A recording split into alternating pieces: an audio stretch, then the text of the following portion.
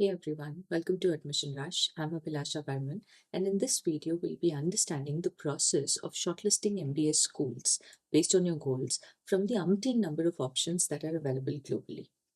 So let's dive in. Let's start with college rankings. Yes, they matter, but they're not giving you the entire picture. Different rankings assign different weightage to different criteria. And because of this, one college may rank 1 in Financial Times, but it may not even fall in the top 5 of the QS ranking systems. If you go by a GMAX survey, almost 60% of the students rely heavily on the rankings part while shortlisting their schools for MBA. On the contrary, when you talk to the MBA alumni, they rank network strength and the recruitment opportunities that a college provides much above the college rank. So, in my opinion, you can definitely start with rankings as a part of the consideration while choosing your college, but they should not be the sole criteria based on which you are finalizing the college that you're going to. And also remember that your college ranks do not determine the best fit college for you. Now, moving on to the 6 key criteria for choosing a good B school. And these matter far more than the rank associated with your school's name. The first criteria is location. While choosing US schools, you get access to world's deepest recruiting pipelines. But here, the programs are longer, they're more expensive, and given the current situation, the visa uncertainties are through the roof. While mainland European schools like INSEAD, HEC Paris, Bocconi, Rotterdam, and along with that WHU, they offer you 1-year programs at half the cost, which give you the best placements in consulting. If you go about choosing UK schools like London Business School and Oxford, they benefit from the proximity to the London's financial hub. On the other hand, Canadian schools, for example Rotman and Ivy, they're giving you the benefit of affordable tuition fee along with a 3-year post-study work permit. In Singapore, schools like Nanyang University Business School, and if you talk about NUS, they are giving you a good experience in the tech and the innovation segment, and along with that, an access to the rapidly growing Asian markets. And lastly, if we talk about Australia as our destination, Melbourne University and AGSM schools, like Canadian schools, they offer affordable tuition fee along with a longer post-study work visas. So now, the bottom line is that your campus's location will give you the initial job markets, and to an extent, it will also determine the specializations that are open to you. So choose according to your goals and make sure that the location that you're choosing is the one that you would like to start your career after you are done with your MBA. The second criteria is return on investment. Now, ROI is nothing but the total cost associated with your MBA, including your opportunity cost, versus the post MBA salary uplift that you get. Now, for every student, because the opportunity cost is different, your calculation of the ROI is also different. Now, on your screens is given a URL for MBA.com's ROI calculator.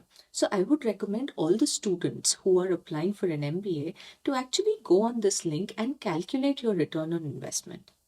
Now, as far as the regional differences are concerned based on the location, now the table on your screen shows you the regional differences with respect to ROI. The US colleges incur the highest cost. They give you the highest post-MBA salaries and an easier payback period of approximately 2 or 3 years, but it comes in with the visa risks. In mainland Europe, the costs are lower. The payback period is really fast, which is 1 to 2 years, and the transition into the job market is also very smooth. In terms of Canada and Australia, we are looking at a lower cost, a longer payback period of 3 or 4 years, but an easier immigration.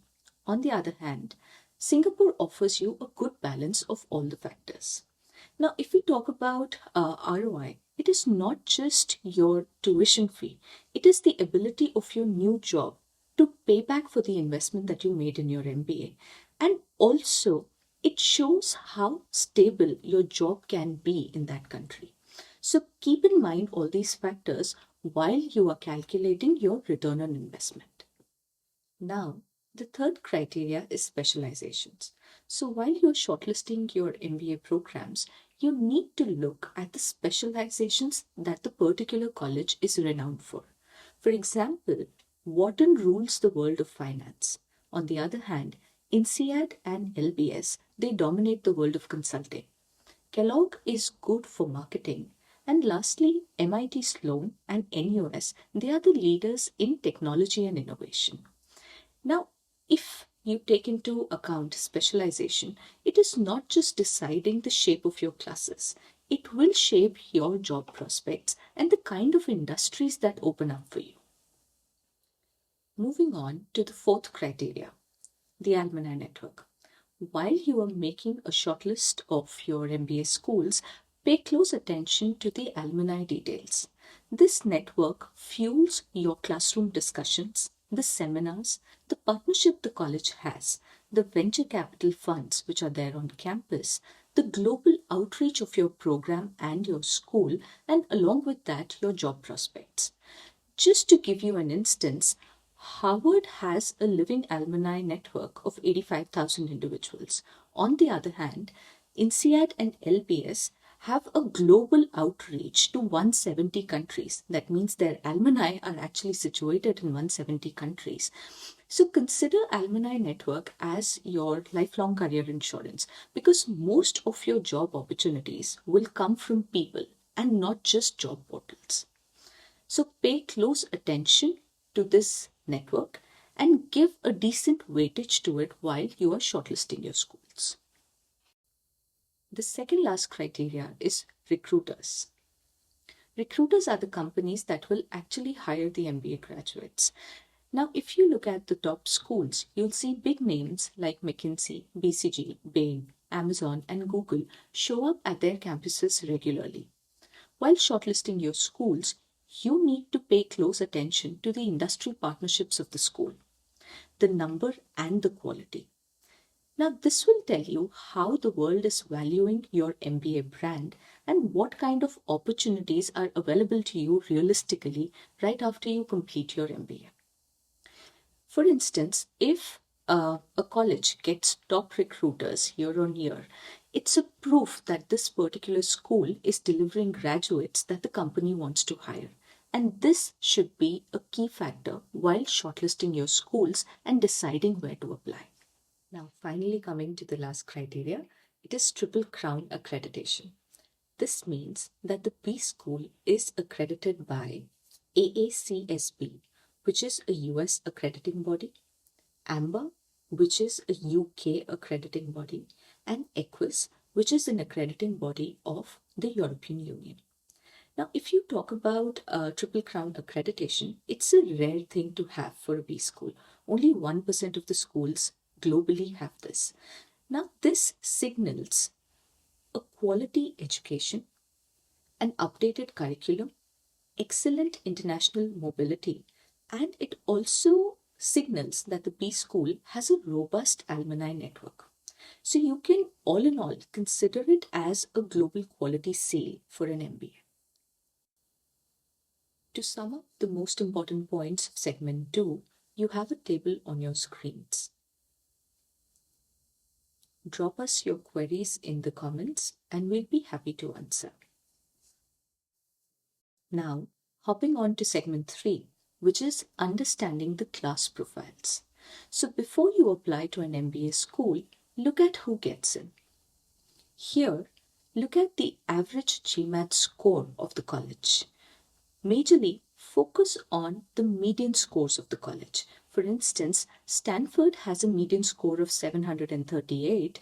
On the other hand, ISB and INSEAD, they average at a score of around 710 as their median intake score. The second factor to look at is the work experience. In general, if you look at the US schools, the average work experience is around 4 to 6 years. On the other hand, European schools, because they offer a 1 year program, their average work experience of the students who are admitted is around 5 to 7 years. And the third thing that you should focus on is the diversity. When you look at the international diversity or the international intake of that particular school, you'll understand whether the school has more number of national applicants or is it globally diverse. In general, the US business schools have approximately 30 to 40% international admits. On the other hand, European schools like INSEAD and LBS, they have approximately 90% of international applicants. That means in a class of 100, you have almost 90 different nationalities, which gives you a lot of global exposure. So this also will help you in shortlisting your schools wisely. Now, let's talk about research tools. So, where do you get all this data from? If you want to look at the employment reports and the class profile, go to the school's website. On LinkedIn, connect with the alumni to understand their career path and also see their progression. If you want more applicant insights, join forums like GMAT Club, ClearAdmit, and Reddit. And most importantly, attend the MBA fairs and webinars which are hosted by the school's admission officers. This will give you insider data on what kind of students are the admission officers planning to admit. So, all in all, these are the major steps that you need to follow while you are researching and finalizing your MBA shortlist. Finally, moving on to the last segment of our video. Here, we'll talk about how to build a target shortlist. So, divide your schools into three categories: dream, competitive, and safe. When you talk about the dream schools, these are highly ambitious schools like Stanford, Harvard, INSEAD, and LBS. And based on your profile, if you have a lower GMAT score and your profile is not that good, you can also consider dream schools to be the schools where your profile is falling on the left side of the bell curve. When you talk about competitive schools, here your complete profile is almost similar to the average class profile which is mentioned on the school's website. And if you talk about the safety schools, your profile is slightly more than the average profile of the admits. Now, if you look at a balanced shortlist, it will consist of 7 to 10 schools and divided as 30% schools which are dream schools, 50% schools in the competitive category, and 20% safe schools. This formula kind of safeguards you from only the rejections while you are still aiming high for schools. So this is how you cut through the ranking noise and actually find schools that suit your goal. So feel free to drop your comments and queries. We'll be happy to address them and hope to see you soon.